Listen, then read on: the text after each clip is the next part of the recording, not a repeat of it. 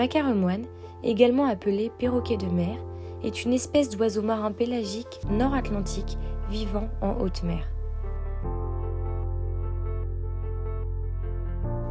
Chaque année, les macareux rejoignent la terre ferme pour se reproduire et nourrir leurs poussins. Ils nichent sur des pentes enherbées, des îles ou sur des falaises. Ces petits oiseaux, aussi farouches que singuliers, peuvent être principalement aperçus sur la face atlantique du globe. Côtes isolées d'Europe du Nord, Islande, partie orientale de l'Amérique du Nord. En Bretagne, aux 7 îles, ce n'est pas le retour des hirondelles que l'on guette, mais celui des macareux.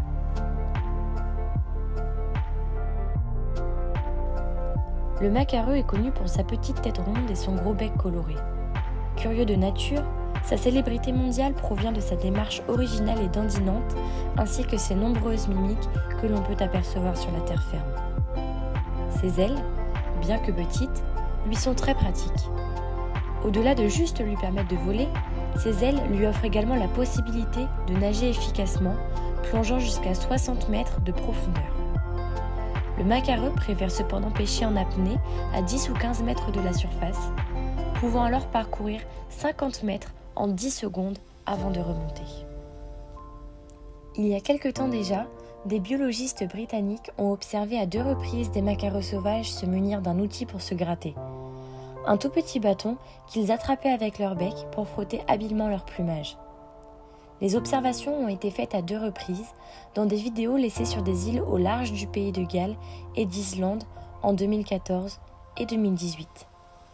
Les bâtons ont probablement servi aux oiseaux à soulager une démangeaison, à déloger un parasite ou une épidémie de tiques.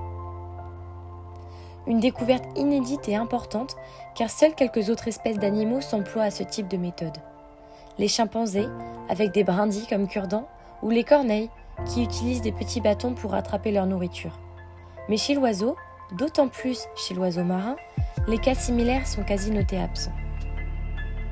À noter que les 2 observations de macareux ont été réalisées indépendamment l'une de l'autre, à plus de 1700 km de distance. L'usage de ce petit outil serait et pourrait donc être répandu chez l'espèce des macareux moines. Cette découverte ne révèle pas que le potentiel insoupçonné des macareux, mais aussi, de façon générale, celui des oiseaux marins dont le cerveau est considéré comme relativement petit et dont les aptitudes ne sont habituellement pas décrites comme sophistiquées. Une découverte fascinante qui fait de ces oiseaux marins les premiers connus pour avoir recours à des outils.